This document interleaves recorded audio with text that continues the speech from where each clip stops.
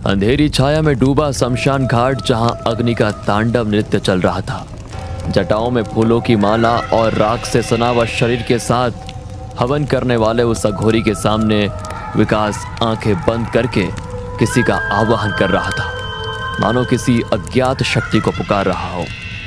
तभी एक साया धीरे धीरे विकास के पीछे से उसके नजदीक आ रहा था। उसके लंबे काले बाल उसके चेहरे को ढक रहे थे। विकास और उस लड़की ने एक दूसरे के गले में विचित्र सी माला पहनाई। यह एक ऐसे इंसान की कहानी है जिसने कर्ण पिशाचनी को सिद्ध किया था। महाराष्ट्र के ठाणे जिले का मूल निवासी विकास शिंदे ड्राइवर की नौकरी करता था। यह बात करीब 14 साल पहले की है। विकास शिंदे अपनी सीधी सादी जिंदगी से खुश नहीं था, जबकि उसकी पत्नी नेहा को ज्यादा का लालच नहीं था और घर की सुख शांति की प्रार्थना करती रहती थी। विकास तैयारी करके घर से निकल ही रहा था, तभी नेहा पूजा की थाली लेकर आई और विकास के माथे पर तिलक लगाया।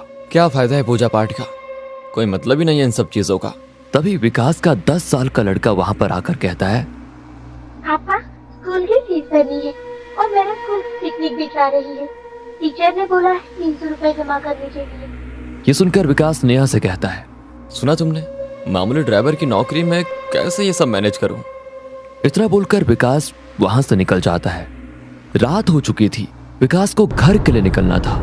विकास सोच रहा था कि घर की तरफ कोई भाड़ा मिल जाता तो उतने में वो अपने बच्चे की स्कूल फीस के लिए कुछ पैसे जोड़ पाता। उतने में हाईवे पर उसे कोई हाथ दिखता नजर आया। विकास मन ही मन खुश हुआ कि अब उसे कोई भाड़ा मिलने वाला है, लेकिन उसकी खुशी ज्यादा देर तक नहीं टिकी। उसने गाड़ी रोकी तो वहां पर कोई बाबा थे। उनका रूप डरावना था, शायद कोई अघोरी। उस अघोरी बाबा ने विकास को कहा, बेटा मुझे 2 किलोमीटर आगे जाना है, मैं बहुत थक चुका हूँ, क्या तुम मुझे छोड़ दोगे। ये सुनकर विकास ने कहा, क्या आपके पास पैसे है। पैसे तो नहीं है मेरे पास, लेकिन पैसे से बढ़कर बहुत कुछ है तुम्हें देने के लिए। बाबा आज के जमाने में पैसा ही तो सब कुछ है। ठीक है, आपके पास नहीं है तो चलो छोड़ देता हूँ आपको, आओ बैठ जाओ। बाबा विकास की गाड़ी में बैठा और उनका सफर शुरू हुआ। बाबा ने विकास से कहा, बेटा बहुत परेशान लग रहे हो, मुझे बताओ तुम्हारी परेशानी, शायद मैं तुम्हारी मदद कर पाऊँ। छोड़िए बाबा, आप क्या मदद कर पाएंगे मेरी, थक गया हूँ इस जिंदगी से। रोज टैक्सी चलाना, यहाँ से वहाँ, वहाँ से यहाँ, जिंदगी में कोई मजा ही नहीं है। मजा करेगा, तूने मेरी यात्रा करवाई, चल मैं तेरी यात्रा करवाता हूँ, जो तू चाहेगा वही होगा। बोल, है हिम्मत। हिम्मत तो बहुत है बाबा, लेकिन आप मेरे लिए क्या कर पाओगे। अघोरी को पागल मत समझ, बहुत कुछ है मेरे पास, बहुत कुछ। सिद्धियां दूंगा तुझे, सिद्धियां। ऐसी साधना करूंगा तेरे लिए कि सोने चांदी में खेलेगा तू। अमावस्या की रात 12 बजे आ जाना। बड़े बड़े सपने देखने वाला विकास अघोरी की बातें सुनकर लालच में आ गया और ठीक समय पर उस जगह पर पहुंच गया जहां अघोरी ने अपना डेरा जमाया हुआ था। उसने अपनी साधना की शुरुआत कर दी थी। विकास को देखकर अघोरी ने कहा, आ गया बच्चा, अब जैसा मैं कहता हूं तो वैसा कर। आज मैं साधना करूंगा कर्ण पिशाचनी की, वो यहाँ आएगी और तेरी होकर रहेगी। वो तुझे सब कुछ देगी, सब कुछ। तेरे कान में लोगों के राज बताएगी, क्या हुआ था, क्या होने वाला है, क्या हो चुका है, सब जानती है वो। उससे मिलेंगे तुझे लोगों के राज, और वो राज तो लोगों को बताकर करोड़पति बन जाएगा, करोड़पति। विकास कपड़े उतारकर अघोरी के सामने बैठ जाता है और अघोरी जैसा कहता है वो वैसे मंत्र जाप करने लगता है। तभी विकास के पीछे कर्ण पिशाचनी धीरे धीरे उसके नजदीक आ गई। विकास उस लड़की के गले में माला पहनाने वाला था, तभी उसने कहा, रुको, पहले 3 वचन, फिर मैं बनूंगी तुम्हारी। अगर कोई भी वचन तोड़ा तो सब छिन जाएगा, मैं भी चली जाऊंगी, सारी दौलत चली जाएगी, यहाँ तक कि तुम्हारी जान भी जा सकती है। मैं वचन देता हूँ। मेरे बारे में तुम किसी को कुछ नहीं बताओगे। मैं वचन देता हूँ।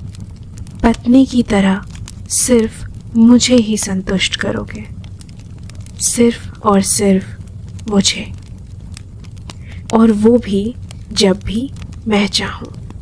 मैं वचन देता हूँ। तीसरा और आखिरी वचन, मुझे कभी अनसुना नहीं करोगे, मुझे छोड़कर कभी नहीं जाओगे। मैं वचन देता हूँ। इतनी बात कहकर विकास ने उसे एक विचित्र सी हड्डियों की माला पहनाई। कर्ण पिशाचिनी ने अपने हाथ आगे किए तो उसके हाथ में अचानक से वैसे ही माला प्रकट हुई। उसने माला विकास को पहनाते हुए कहा, अब मैं तुम्हारी हुई, मरते दम तक। विकास अब टैक्सी के पास आकर रुका। कर्ण पिशाचिनी भी उसके साथ खड़ी थी। तभी एक बड़ी सी कार विकास के पास आकर रुकी। उसके ड्राइवर ने विकास से पूछा, सर गोरेगांव जाने के लिए कैसे जाना होगा? मैं रास्ता भटक गया हूँ। ड्राइवर कुछ कह रहा था। तभी कर्ण पिशाचिनी ने विकास के कान में कुछ कहा और विकास ने उस गाड़ी के ड्राइवर को कहा, गाड़ी में मंत्री जी है ना, उनसे कहिए कल कैबिनेट की मीटिंग में उन्हें होम मिनिस्ट्री मिलने वाली है। विकास की बातें सुनकर पीछे बैठे मंत्री जी ने कार का कांच खाली करते हुए कहा, तुम्हें कैसे पता कल कैबिनेट की मीटिंग है और मुझे होम मिनिस्ट्री मिलने वाली है? जैसा बोल रहा हूँ, अगर वैसा हुआ तो इस नंबर पर फोन करिए। दूसरे दिन विकास तैयारी करके घर से बाहर निकलने वाला था। तभी कुछ पुलिस विकास के घर पर आई। विकास डर गया, लेकिन कुछ ही वक्त में कल वाले मंत्री जी विकास के सामने आए। उन्होंने एक बैग विकास को देते हुए कहा, बाबा बाबा, आपके इस भक्त को आप शरण में ले लो। मैंने कल की आपकी बात को ऐसे ही मजाक में ले लिया था। एक मामूली सा एमएलए था, आपके कृपा से आज होम मिनिस्टर बन चुका हूँ। आज से आप जैसा कहोगे मैं वैसा करने को तैयार हूँ। एक और विकास की पत्नी नेहा ये सब कुछ अचंभित होकर देख रही थी, लेकिन विकास की नजरें कर्ण पिशाचिनी की ओर ही थी। वो विकास को देखकर मुस्कुरा रही थी। जैसे ही मंत्री जी विकास के घर से निकले तो विकास ने बैग खोला। उसमें 1 लाख रुपए कैश थे। ये देखकर विकास ने नेहा से कहा, देखा, अब हमारी सारी गरीबी खत्म। ये तो कुछ भी नहीं है, अभी तो और आएंगे। लेकिन नेहा ने विकास की बात काटकर उससे कहा, लेकिन तुमने ऐसा क्या किया जिससे वो लोग इतना पैसा देकर चले गए? तुम गुठलियां गिनना छोड़ो, आम खाओ आम। इतना कहकर विकास अपनी टैक्सी लेकर निकल गया। टैक्सी में विकास के साथ कर्ण पिशाचिनी भी बैठी हुई थी। उसने विकास के कान में कुछ बुदबुदाया तो विकास ने बंगले के सामने एक गाड़ी रोकी और उस बंगले के गेट से एक परिवार गाड़ी में सामान रखकर कहीं जा रहा था। तभी विकास ने जोर से चिल्लाते हुए कहा, मत जाओ, अगर जाओगे तो तुम्हारी मृत्यु निश्चित है। जाना ये तो कल जाना। ये सुनकर गाड़ी में सामान रखने वाला आदमी गार्ड को बोलता है, अरे कौन है ये पागल? हाँ हटाओ इसे यहाँ से। तभी उस आदमी की औरत कहती है, आज सुबह से ही मेरे मन में कुछ डर जैसा लग रहा है और उसमें ये आदमी अचानक से यहाँ आकर ऐसी बातें कर रहा है। प्लीज आज का प्लान कैंसिल करते हैं। इतना कहकर वो घर में चले जाते हैं। रात हो चुकी थी। विकास घर आया। उसने नेहा से कहा, खाना परोसो। नेहा और विकास खाना खा रहे थे। तभी कर्ण पिशाचिनी ने विकास के कान में कुछ कहा और विकास खाने की थाली वैसे ही छोड़कर घर के बाहर निकल गया और थोड़ी देर से फिर से घर आया तो उसके हाथ में दारू की बोतल और कुछ खाने का सामान था। उसने लाया हुआ सामान खोला तो उसमें चिकन था। मुर्गी की बड़ी बड़ी लेग पीस खाते हुए वो दारू पीने लगा। ये सारा नजारा नेहा अचंभित होकर देख रही थी। नेहा ने विकास से कहा, आपने दारू पीना कब से शुरू किया और इस तरह से खा रहे हो जैसे कोई जानवर खाता है? उसकी बात सुनकर विकास उठा। उसने नेहा को जोर से थप्पड़ मारा और कहा, तू मुझे किसी चीज के लिए नहीं रोकेगी और रोका तो तेरा यही हाल करूंगा मैं। एक और बात, आज से तो दूसरे कमरे में सोएगी। दीवार के पास पड़ी नेहा ये सब कुछ देखकर रोने लग जाती है। सुबह हो गई थी। कल विकास ने बंगले के सामने जाकर जिनको चेतावनी दी थी उसकी पत्नी, अजी सुनते हो, जल्दी से आओ, ये न्यूज़ देखो। दोनों सोफे पर बैठकर न्यूज़ देख रहे होते हैं। भारत का यात्री प्लेन हुआ क्रैश, अब तक 30 लोगों की लाशें हुई बरामद। दोनों ये न्यूज़ देखकर चौंक जाते हैं और विकास के घर का पता लगाने के लिए गार्ड को भेजते हैं। विकास तैयारी करके अपने सोफे पर बैठा था। तभी वो दाम्पत्य विकास के घर पर आते हैं। आखिर आप मुझे मिल ही गए। आपने मेरी और मेरी पत्नी की जान बचाई। मैं सदा आपका आभारी रहूंगा। मैं नहीं जानता था सच में कि आप इतने बड़े ज्ञानी हो। विकास उनकी तरफ देखकर कहता है, मैं सब जानता हूँ क्या हो रहा है, क्या होने वाला है। विकास ने घर से मंदिर हटवा दिया था। इसी बात पर नेहा और विकास का झगड़ा हुआ, लेकिन अहंकार में चूर विकास अब किसी की नहीं सुनता था। अब लोग विकास को अंतर्ज्ञानी बाबा के रूप में जानने लगे थे। कुछ ही महीनों में विकास शिंदे का नाम दूर दूर तक फैल गया। सैकड़ों लोग अपना भविष्य जानने उसके पास आने लगे। विकास ने बहुत बड़ा घर लिया था, उसके पास सब कुछ था। अब वो टैक्सी ड्राइवर नहीं था, वो एक बहुत बड़ा आदमी बन चुका था और उसकी वजह से विकास पर बुरा असर भी पड़ रहा था। जहां बड़ी बड़ी हस्तियां अपने प्रश्न लेकर उसके पास आते थे और इसके बदले वो लोग विकास को बहुत सारा पैसा देने लगे। विकास के पास सब कुछ था और उसी की वजह से अहंकार ने उसे जकड़ लिया था।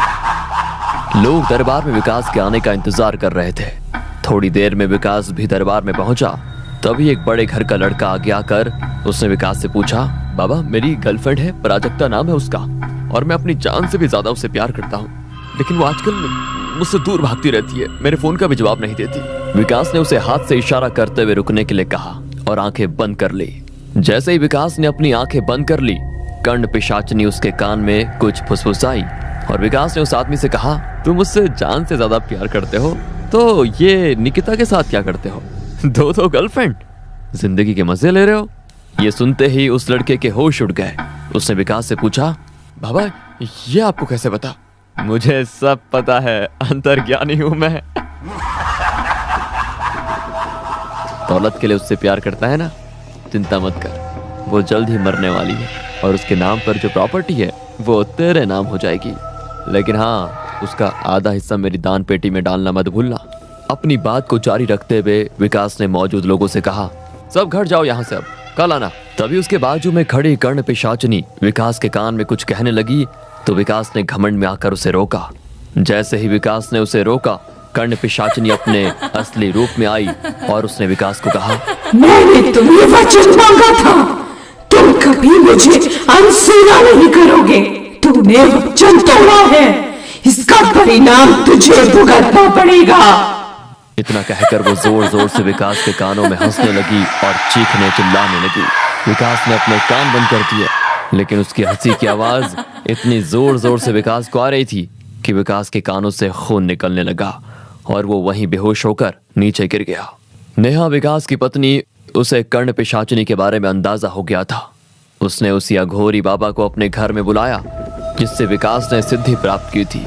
उस अघोरी ने नेहा से कहा, बेटी तेरे पति को बहुत ज्यादा पैसा बहुत जल्दी कमाना था, अब बुलाओ उसे। अघोरी विकास को बेड पे खड़ा देखता है और उसे कहता है, जो बच्चा, कहाँ गई तेरी हिम्मत, और पैसा चाहिए? विकास अघोरी के पैर में गिर जाता है और उसे कहता है, बाबा नहीं चाहिए मुझे धन दौलत, मुझे इस पिशाचिनी से मुक्त करवा दो, अब मैं किसी चीज के लिए लालच नहीं करूंगा कभी भी। अघोरी फिर हवन की तैयारी शुरू करता है। जमीन पर एक रिंग जैसा यंत्र बनाता है।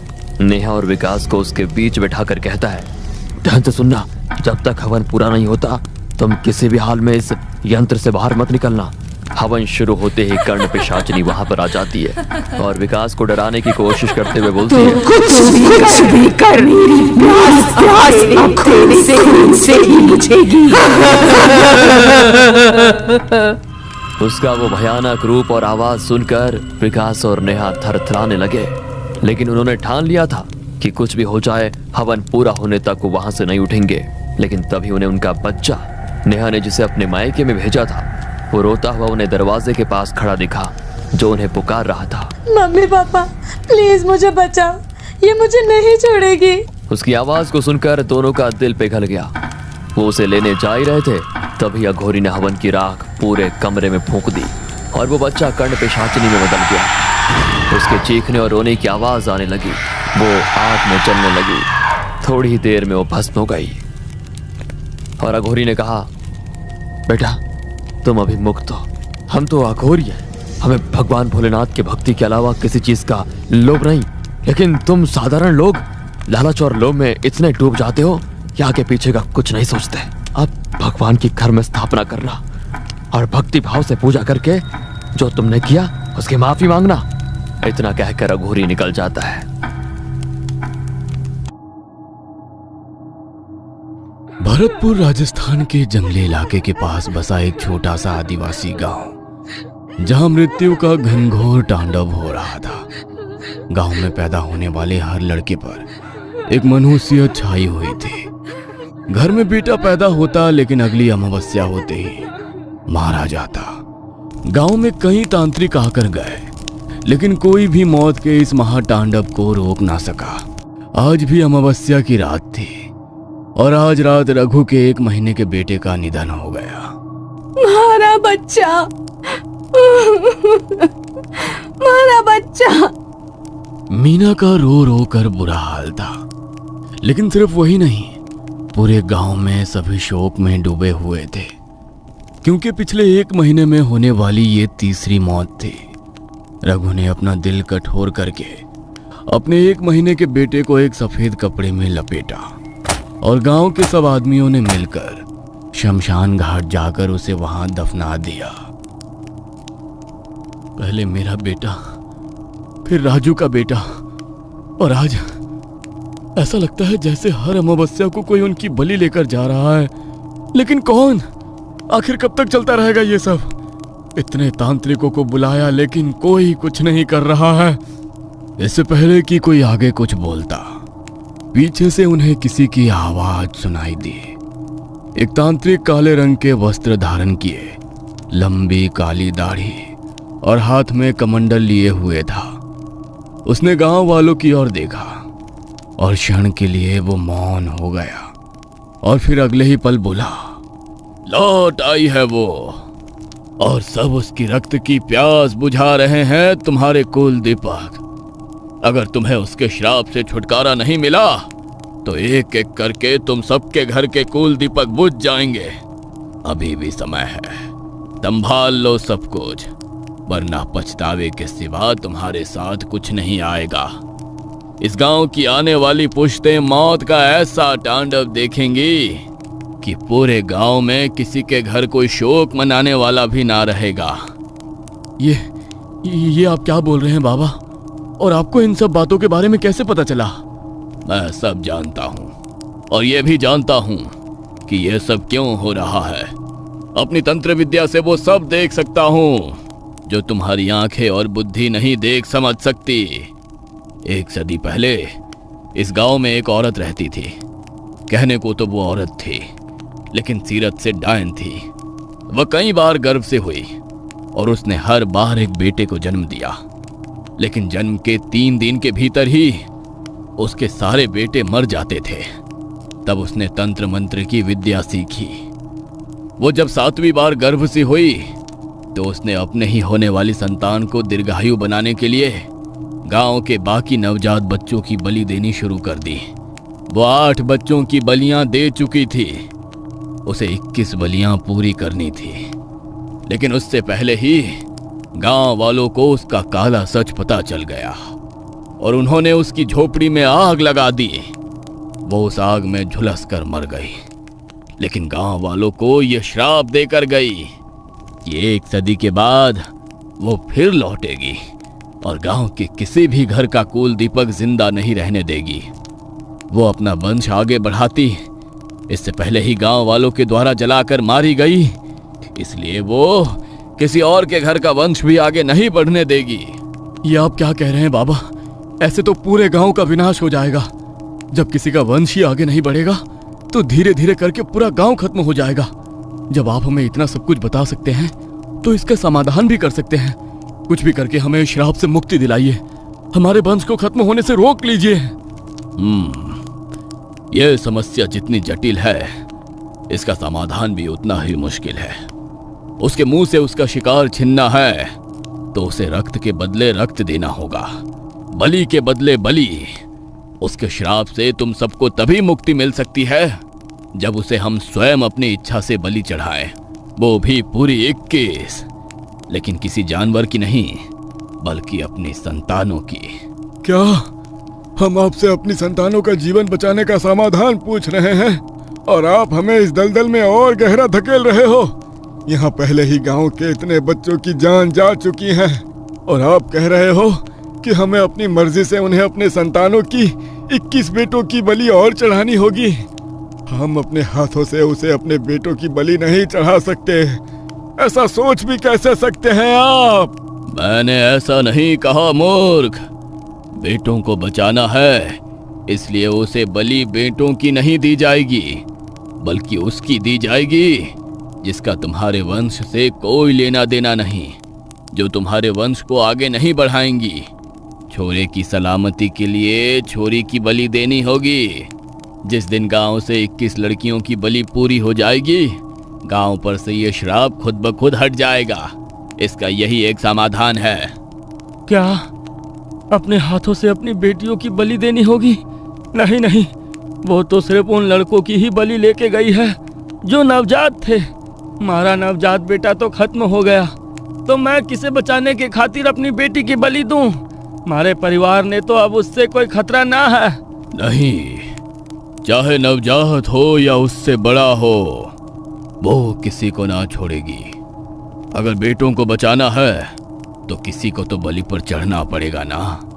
फैसला तुम्हारा है। मैं इसी शमशान में साधना के लिए बैठा हूं। जब निर्णय कर लो तो आ जाना, वरना ये सिलसिला कभी नहीं थमेगा। लेकिन हाँ, जो भी निर्णय लेना है अगली अमावस्या से पहले लेना होगा, क्योंकि अगर अगली अमावस्या को उसे लड़की की बलि नहीं मिली तो वो फिर से एक छोरे को ले जाएगी। तांत्रिक बाबा ने शमशान के एक कोने में अपना आसन लगाया और अपनी साधना करने के लिए बैठ गए। उन्होंने गांव वालों को जो बोला वो उस बात को समझ नहीं पा रहे थे कि बेटों को बचाने के लिए बेटियों को बलि पर चढ़ाना होगा, और उसका फैसला भी उन्हें अगली अमावस्या से पहले ही लेना था। सब अपने अपने घर आ गए थे, लेकिन अगली कई रातें यही बात सोच सोच कर किसी को नींद नहीं आ रही थी। एक तो पहले ही गांव में बेटियों से किसी को ज्यादा मोह ना था, ऊपर से जब उन्हें पता चला कि गांव के छोरों के जीवन की डोर इन छोरियों के जीवन से बंधी है, तब से तो वहां के माहौल में और भी नफरत भर गई थी। सालों साल देवी माँ के लिए निर्जला उपवास किए, तब जाकर 5 छोरियों पर एक छोरा जना था। उस पर भी उस डायन की नजर पड़ गई। अरे उसे अपनी भूख मिटाने के लिए किसी की बलि ही चाहिए थी, तो इन 6 में से किसी एक को ले जाती। महारा लाडेसर क्यों छीन कर ले गई मुझसे? आज तेरा बच्चा लेकर गई है, कल को किसी और का जाएगा। एक एक करके पूरा गांव शमशान में बदल जाएगा। लेकिन ना, हम ये ना होने देंगे।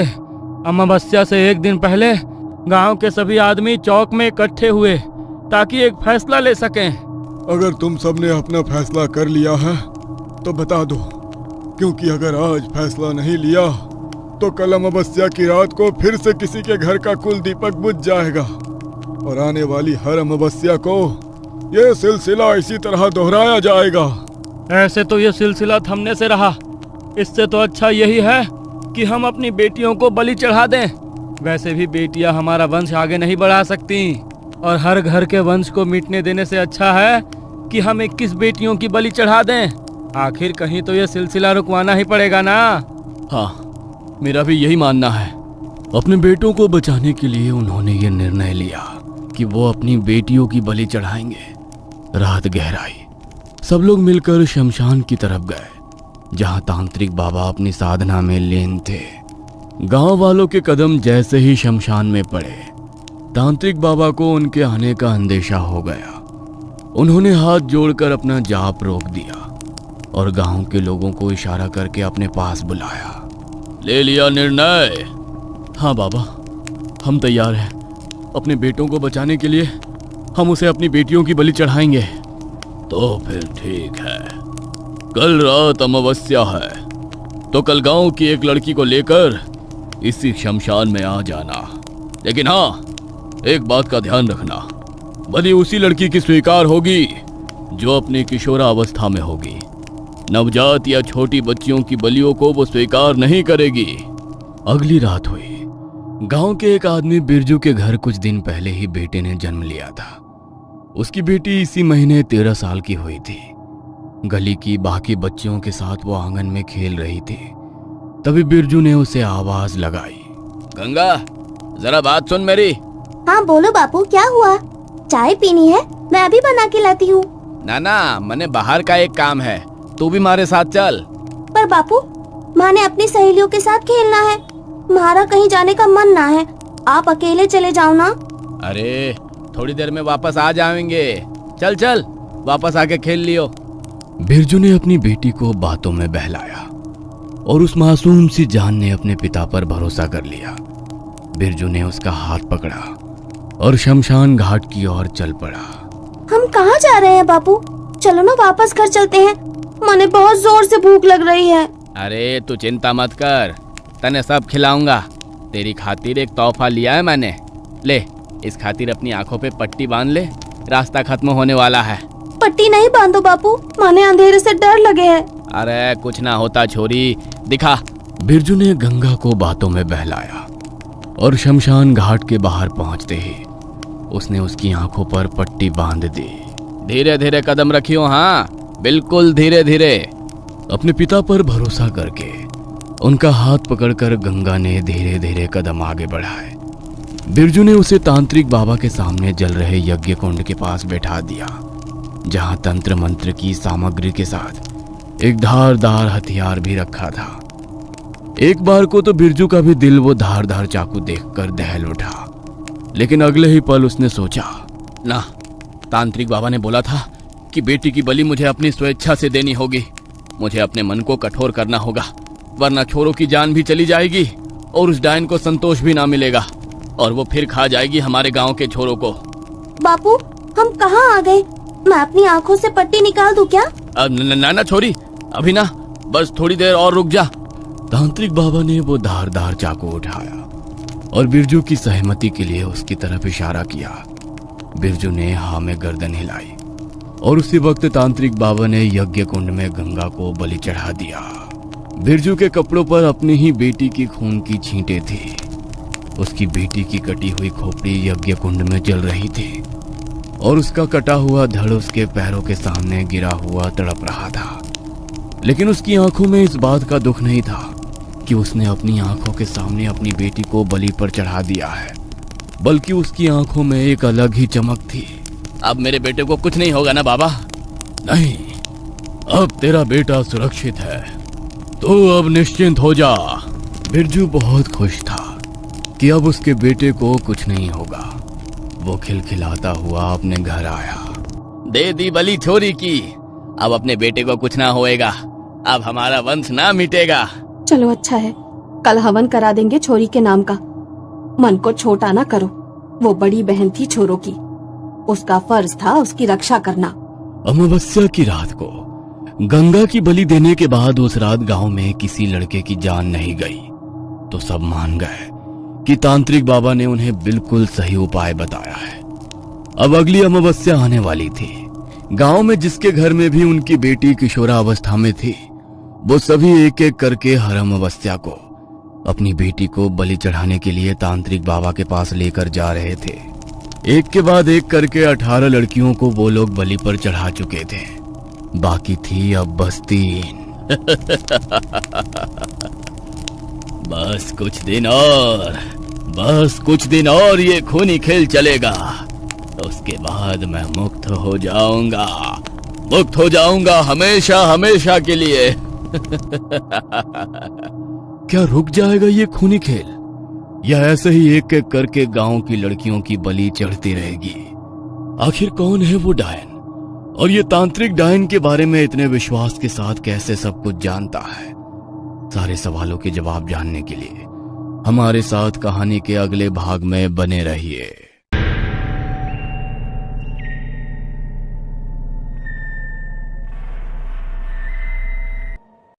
आधी रात का समय था। जंगल से आती जंगली सियारों के रोने की आवाज अचानक बहुत डरावनी महसूस होने लगी थी। शायद उनके स्वर में कोई अनजान स्वर आकर मिल गया था, एक ऐसा डरावना स्वर जिसे सुनकर किसी की भी रूह कांप उठे। वो डरावनी आवाज सुनकर अपने कमरे में गहरी नींद में सो रही रोशनी अचानक चौंक कर उठ जाती है। आंख खुलते ही उसे अपने कमरे में अंधकार और दम घोटू धुआं फैला नजर आता है। रोशनी समझ नहीं पा रही थी कि ये धुआं अचानक कहां से आ गया है। तभी वहां पर कमरे में लगी लालटेन जल उठती है और धुंधली सी रोशनी के पार उसे एक आकृति नजर आती है जिसका आकार छत के लगभग बराबर था।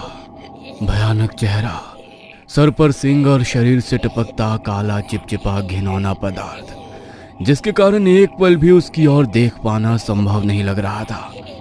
उस आकृति को अपने कमरे में खड़ा देखकर एक पल को रोशनी की भय से धड़कनें रुकने लगी थी। तभी उस डरावनी जीव की आवाज कमरे में गूंज उठती है। बहुत खूबसूरत हो तुम, आ जाओ, मेरे पास आ जाओ। नहीं, मुझे छूना मत। छी, कौन हो तुम? बापू, बापू, बचाओ मुझे, बचाओ बापू। वो भयानक जीव रोशनी की तरफ बढ़ता है, लेकिन तभी रोशनी के चारों तरफ आग का गोला घेरा बन जाता है और जिन्न उसके अंदर प्रवेश नहीं कर पाता है। कब तक तू ऐसे मुझसे बचती रहेगी? बहुत जल्दी तुझे अपने साथ ले जाऊंगा मैं। कोई नहीं बचा पाएगा तुझे मुझसे, कोई नहीं।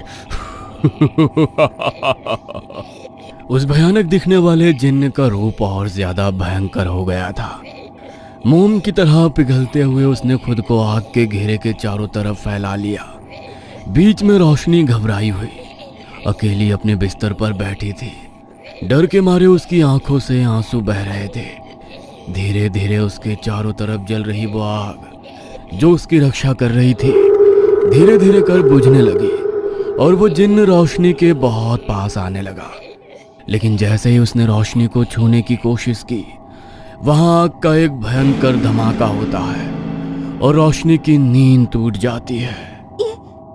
ये सपना था, लेकिन ऐसा लग रहा है जैसे वो जो भी कुछ था बिल्कुल सच था। डर के मारे उसका पूरा शरीर पसीने से भीग गया था और सांसें तेज हो गई थी।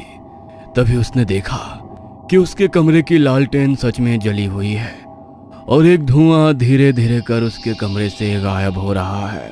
मुझे नहीं लगता कि ये बस एक सपना था, पता नहीं क्यों, लेकिन बहुत घबराहट हो रही है आज मुझे। बापू भी कमरे में नहीं है। बापू, बापू कहाँ हो आप? घर में रोशनी के बापू का एक कमरा था जहां पर वो अपनी पूजा पाठ किया करते थे।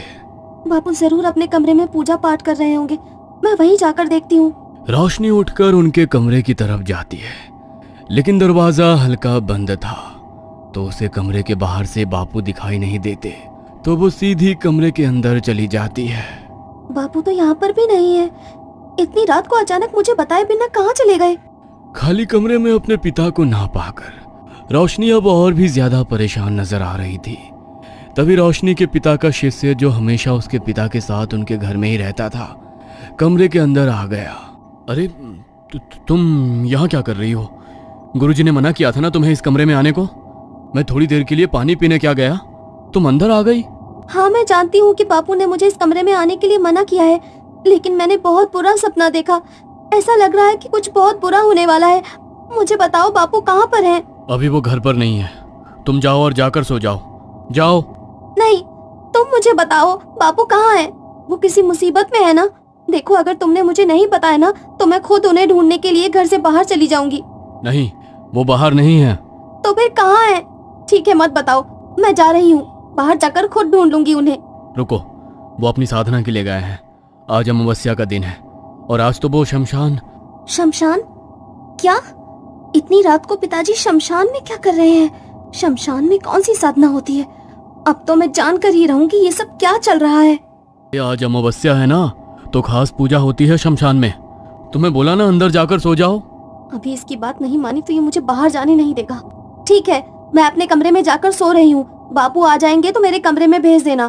तुम दरवाजा बंद कर लो। रोशनी कमरे से बाहर निकल गई और उसके बापू के शिष्य ने कमरे का दरवाजा अंदर से बंद कर लिया।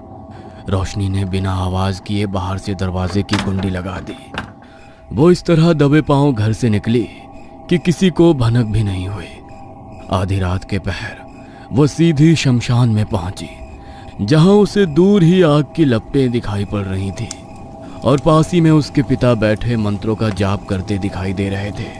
उनके पास एक लड़की का मृत शरीर पड़ा था। हर तरफ खून ही खून फैला दिखाई दे रहा था और उसके पिता एक मानव खोपड़ी को रक्त से नहलाते हुए शैतानी हंसी हंस रहे थे। जमीन पर तंत्र मंत्र का सामान रखा देख और पिता को इस तरह हंसते देखकर रोशनी को समझते देर न लगी कि वो कोई तांत्रिक क्रिया कर रहे हैं। बस कुछ दिन और ये खूनी खेल चलेगा। उसके बाद मैं मुक्त हो जाऊंगा मुक्त हो जाऊंगा हमेशा हमेशा के लिए। ये सब देखकर और अपने पिता की बातें सुनकर रोशनी के होश उड़ गए। ये सब क्या हो रहा है? बापू ये क्या कर रहे हैं? मेरे बापू इस तरह किसी की जान नहीं ले सकते। जो कुछ मैंने देखा जरूर ये कोई भयानक सपना है। वो भागती हुई अपने बापू के पास जाती है और अपने बापू को आवाज लगाती है। अपनी बेटी को वहां देखकर तांत्रिक हैरान रह जाता है। तू यहाँ क्या कर रही है और तुझे कैसे पता चला कि मैं यहाँ पर हूँ? यह सब भूल जा और जा घर चली जा। तुझे यहाँ नहीं आना चाहिए था। वो सब छोड़िए बापू, लेकिन आप इतनी रात को शमशान के भीतर क्या कर रहे हैं? और ये किसका मृत शरीर पड़ा है यहाँ पर? कह दीजिए कि जो कुछ भी मैंने अपनी आंखों से देखा वो सब झूठ है, कोई बुरा सपना है। बापू क्या वाकई आपने इस लड़की की जान ली है? नहीं, मैंने किसी को नहीं मारा। इसकी बलि तो इसके घर वालों ने खुद दी है। तुझे पता ही है ना, इस गांव के जंगली लोग, उनके लिए छोरियों की कोई कीमत नहीं। उनके छोरे ही उनके लिए सब कुछ है। अपने छोरे की जान बचाने के लिए खुद अपनी लड़की को यहाँ लेकर आए थे वो लोग। मेरा कोई दोष ना है। नहीं बापू, कोई अपनी बेटी की बलि थोड़ी दे सकता है। अपना पाप छुपाने के लिए एक बार फिर से कहानी सुना रहे हो आप मुझे। आपकी रोशनी अब उतनी छोटी बच्ची नहीं रही कि आप उसे परियों की कहानी सुनाकर बहला देंगे। जो आपने कहा वो सच नहीं है, वो सच नहीं है बापू। आप तो बस पूजा पाठ करके लोगों का भला करते थे। अगर इस गांव के लोग जंगली हैं और उनके लिए उनकी बेटियों की कोई कीमत नहीं, तो आप तो उन्हें गलत काम करने से रोक सकते थे ना बापू। आप भी तो एक बेटी के पिता हैं। आपने क्यों किसी को अपनी बेटी की बलि देने दी? और आप यहाँ आधी रात को क्या कर रहे हैं? आपने उन लोगों को रोका क्यों नहीं? ये सच नहीं है बापू। आप मुझे सच सच बताइए, ये सब क्या हो रहा है? मुझे मेरे सवालों का जवाब चाहिए। अपने सवालों का जवाब लिए बिना मैं यहाँ से लौटकर नहीं जाऊंगी। आपको मेरी कसम है बापू, सच बोलिए। ये तूने क्या किया? अपनी कसम क्यों दी तूने मुझे? देख बेटा, मैं ये जो कुछ भी कर रहा हूँ ना, तेरे अच्छे के लिए ही कर रहा हूँ। जा, चली जा यहाँ से। मैंने कहा ना, भूल जा। तूने यहाँ जो कुछ भी देखा उसे एक बुरा सपना समझकर भूल जा। क्या आप ये सब मेरे लिए कर रहे हो? लेकिन आपको मेरे लिए किसी की बलि देने की क्या जरूरत पड़ गई? मैं किसी की मौत का बोझ अपने ऊपर नहीं लेना चाहती। सच सच बताइए, आखिर ये सब क्या हो रहा है? क्यों किया आपने ऐसा? बोलिए, जवाब दीजिए मुझे। बेटी, इस सब का जिम्मेदार मैं हूँ। मैं तो पूजा पाठ करके ही अपना जीवन जी रहा था। एक रोज सुबह के 4 बजे मैं जंगल में पूजा के लिए फूल फल वगैरह लेने गया था। दिन अभी निकला नहीं था, हर तरफ अंधेरा ही दिखाई दे रहा था। तभी मुझे एक साधु जैसा दिखने वाला आदमी एक पेड़ के नीचे बैठा दिखाई दिया, जो अकेले में अपने आप से कुछ बड़बड़ा रहा था। मुझे लगा कि शायद उन्हें मेरी मदद की जरूरत होगी, इसीलिए मैं उनकी तरफ बढ़ गया। बाबा, कौन है आप? आज से पहले तो आपको कभी इस जंगल में नहीं देखा। रास्ता भटक गए हैं क्या? भटका नहीं, अब तो मार्ग मिला है। मेरे पास वो शक्तियां हैं कि मैं आंख बंद करके वो काम कर सकता हूँ जो तुम खुली आंखों से नहीं कर सकते। आंखें बंद करके यहाँ बैठे बैठे तुम्हारा भूत, भविष्य, वर्तमान सब बता सकता हूँ। भूत, पिशाच, ईश्वर, मुझे किसी का भय नहीं। क्या बात कर रहे हैं? जरूर आपका मानसिक संतुलन बिगड़ गया है। इस संसार में सबसे शक्तिशाली ईश्वर है, उसकी शक्ति के आगे कुछ भी नहीं। ईश्वर? हाँ, पुजारी होना तुम मंदिर में परसों से पूजा पाठ कर रहे हो। क्या दिया तेरे ईश्वर ने तुझे? तेरे 2 वक्त के भोजन का भी ठिकाना नहीं है। एक बेटी है तेरी, उसके अलावा संसार में तेरा कोई नहीं। उस बेटी को भी तो तेरे भगवान ने जानलेवा बीमारी दी है। तेरा ईश्वर बचा नहीं पाएगा उसे। अगले 2 साल के भीतर हमेशा हमेशा के लिए तुझे छोड़कर चली जाएगी वो, और तू ऐसे ही उसके आगे घंटी बजाता खड़ा रह जाएगा। मैंने तो आपको अपने बारे में कुछ भी नहीं बताया। आप मेरे विषय में इतना सब कुछ कैसे जानते हैं? कोई जादूगर हैं क्या? लगता है तुमने मेरी बातों को ध्यान से सुना नहीं। मैं कोई जादूगर नहीं, बल्कि तंत्र का महाज्ञान रखने वाला तांत्रिक हूँ। भगवान को छोड़ो और मेरे साथ तंत्र की साधना करो। तुम्हें वो सब कुछ हासिल होगा जिसकी तुमने कामना की है। अपनी बेटी की जान बचाना चाहते हो ना? तुम्हारी बीमारी का किसी भी वैद्य के पास कोई तोड़ नहीं मिल रहा था, इसलिए जब उसने तुम्हारी बीमारी को ठीक करने के बारे में कहा तो मैं उसकी बातों में आ गया और तंत्र साधना करने के लिए तैयार हो गया। उस साधु ने मुझे बताया कि उसने अपनी तंत्र विद्या से एक जिन्न को साथ रखा है और वो जिन्न अदृश्य रूप में 24 घंटे उसके साथ रहता है। उस जिन्न की मदद से ही वो किसी का भी भूत भविष्य वर्तमान चुटकियों में पता लगा सकता है और कुछ भी पा सकता है। जिन्न के पास ऐसी असीम शक्तियां हैं जिसकी मदद से कुछ भी संभव है। यहाँ तक कि उन्होंने मुझे आश्वासन दिलाया कि तुम्हारी बीमारी भी चुटकी बजाते ही सही हो सकती है। बस मैंने सोच लिया था कि अब मुझे भगवान की नहीं शैतान की पूजा करनी है। बाबा के सानिध्य में मैंने तंत्र साधना करना शुरू कर दिया। देर रात जब पूरा गांव सो जाता तो रात के 2 बजे मैं जंगल में जाकर उस बूढ़े से तंत्र की विद्या सीखता। उसने मुझे तंत्र की गहरी से गहरी विद्या समझाई और डरावनी काली शक्तियों को अपने वश में करने के तरीके भी बताए। बाबा को ही मैं अपना गुरु, अपना भगवान समझने लगा था। एक दिन बाबा अचानक से गायब हो गए और उस दिन के बाद उन्होंने जंगल में मुझसे मिलना बंद कर दिया। मुझे यही समझ में आया कि शायद मेरी शिक्षा पूरी हो गई है, इसलिए अब बाबा यहाँ नहीं आते। रोशनी के पिता को जंगल में मिला वो बूढ़ा आदमी कौन था? आखिर किस चक्र में फंसा है वो? क्या तंत्र विद्या सिखा रहा वो बूढ़ा वाकई में रोशनी के पिता की मदद करना चाहता है या उसकी मंशा कुछ और है? बिना कुछ कहे, बिना कुछ बताए अचानक से उसका गायब हो जाना, क्या इन सब के पीछे भी कोई गहरा राज है? ऐसे ही अनेक सवालों के जवाब जानने के लिए आपको कहानी का अगला भाग देखना होगा, इसलिए जुड़े रहिए हमारे साथ कहानी के अगले भाग में।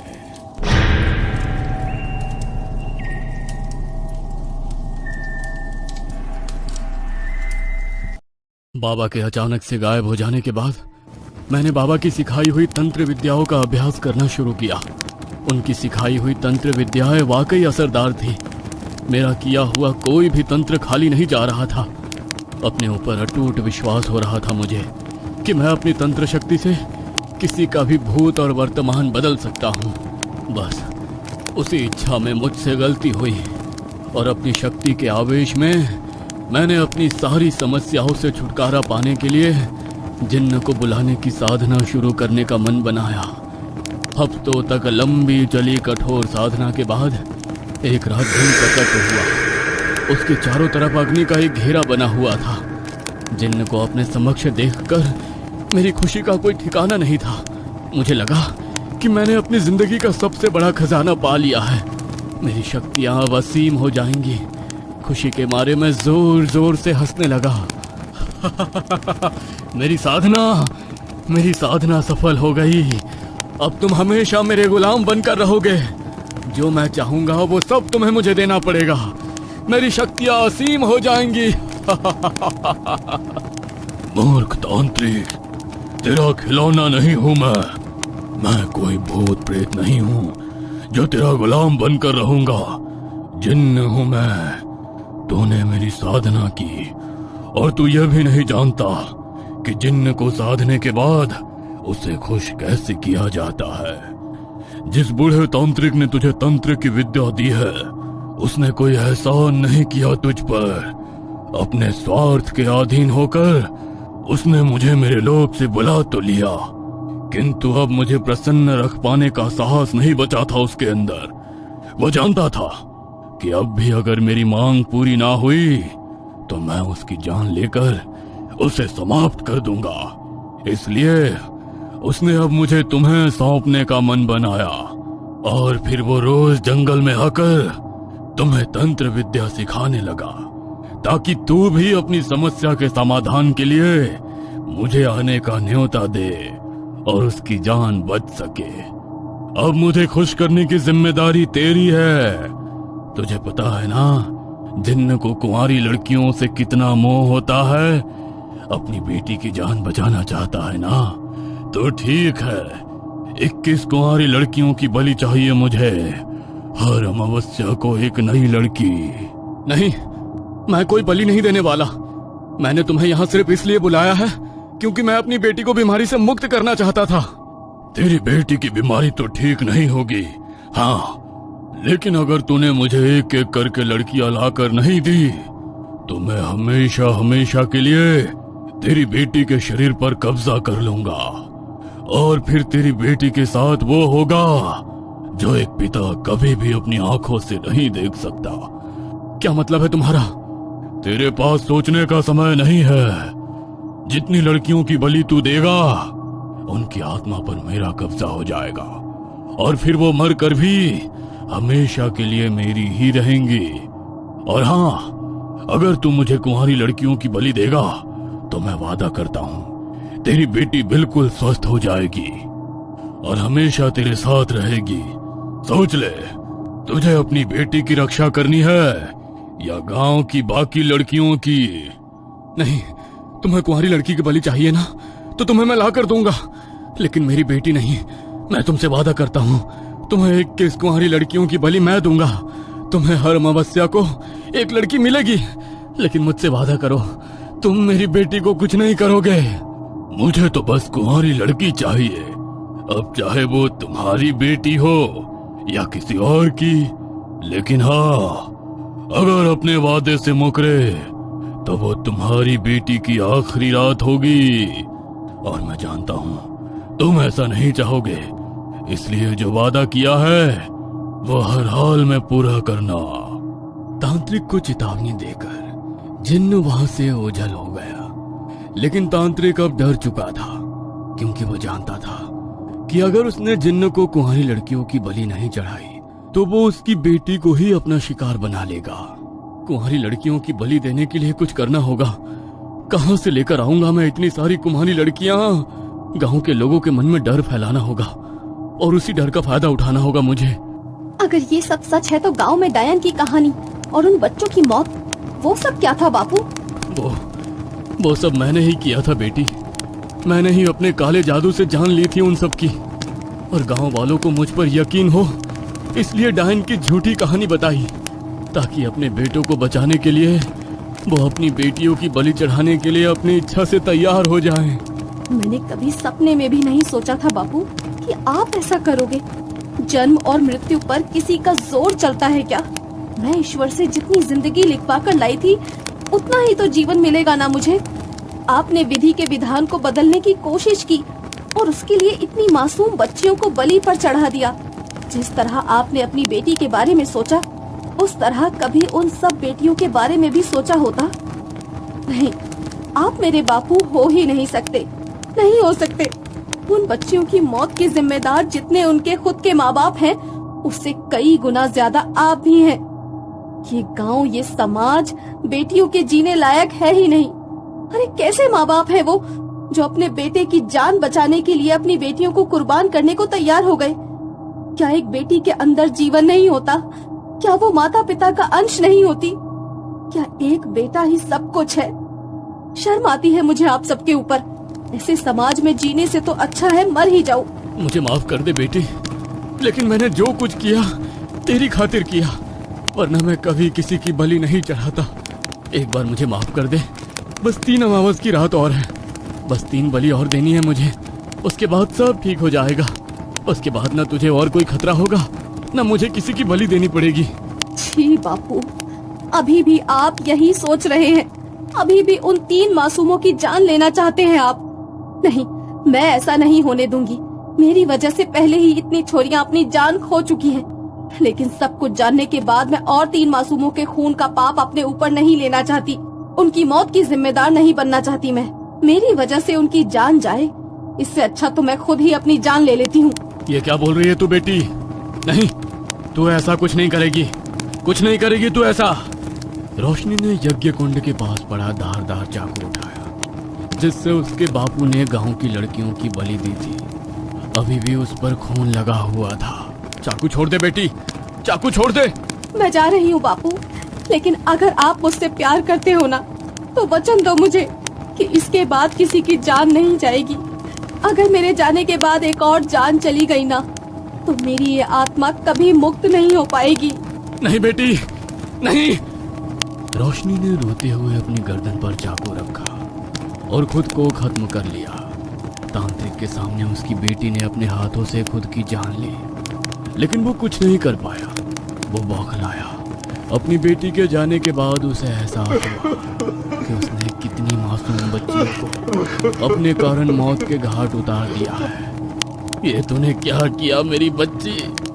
तेरे लिए मैंने सब किया, इतनी बलियां तेरे लिए दी, और तू ही मुझे छोड़कर चली गई। लेकिन तूने जो कहा है, अब तेरा बापू वही करेगा। तू चाहती है ना कि तेरा बापू उन लड़कियों की जान बचाए, तो अब मैं किसी की जान नहीं जाने दूंगा। मैं तुझसे वादा करता हूँ। तांत्रिक की आंखों के सामने उसकी बेटी का मृत शरीर पड़ा था। वो उसे हाथों में भरकर बिलख बिलख कर रो रहा था, इस आस में कि शायद वो वापस आ जाए। लेकिन वो अब बहुत दूर जा चुकी थी। मगर जो काम वो अपने बापू को सौंप कर गई थी, अब वो उसे करना था। अपनी बेटी के जाने के दुख में वो पूरी रात शमशान में ही बैठा रहा। सुबह हुई तो उसने अपनी बेटी की चिता को अग्नि दी। पास की नदी पर स्नान करके वो सीधा गांव पहुंचा। गांव वाले भी उसे इतनी सुबह गांव में देखकर हैरान हो गए। बाबा, आप इतनी सुबह सुबह गांव में? क्या हुआ? सब ठीक तो है ना? कल रात की बलि स्वीकार तो हुई ना? कुछ गलती तो नहीं हो गई? मेरे छोरे को तो कुछ ना होगा? गलती तो बहुत बड़ी हो गई है, तुम सब मुझे माफ कर दो। ये सब मेरी वजह से हुआ। आप क्या बोल रहे हैं बाबा? हमें आपकी कोई भी बात समझ में नहीं आ रही। जो भी बात है साफ साफ कहिए ना। तुम्हारे गांव में कभी किसी डायन का श्राप था ही नहीं। वो डायन, वो बलिया, सब कुछ झूठ था। मैंने तुम्हें जो कहानी सुनाई वो सब मेरा मनगढ़ंत झूठ था।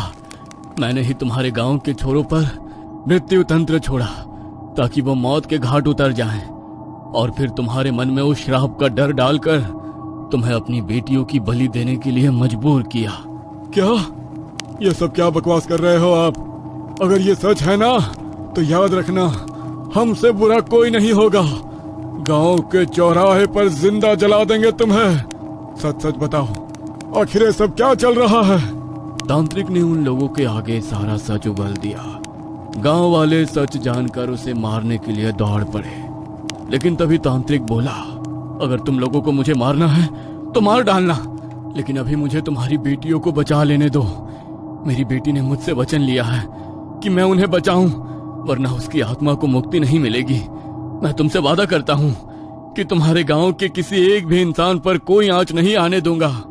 मुझे मेरी क्रिया कर लेने दो, उसके बाद चाहे मुझे अपने हाथों से मार डालना। तांत्रिक को अगली अमावस्या तक का इंतजार करना था। अगली अमावस की रात को वो शमशान घाट में गया और उसने अपनी क्रिया करनी शुरू की। यज्ञ कुंड में वो सामग्री डालता रहा, लेकिन बलि लेने के स्थान पर उसने अपनी हथेली पर चीरा लगाकर यज्ञ कुंड में अपने रक्त की कुछ बूंदें टपकाई।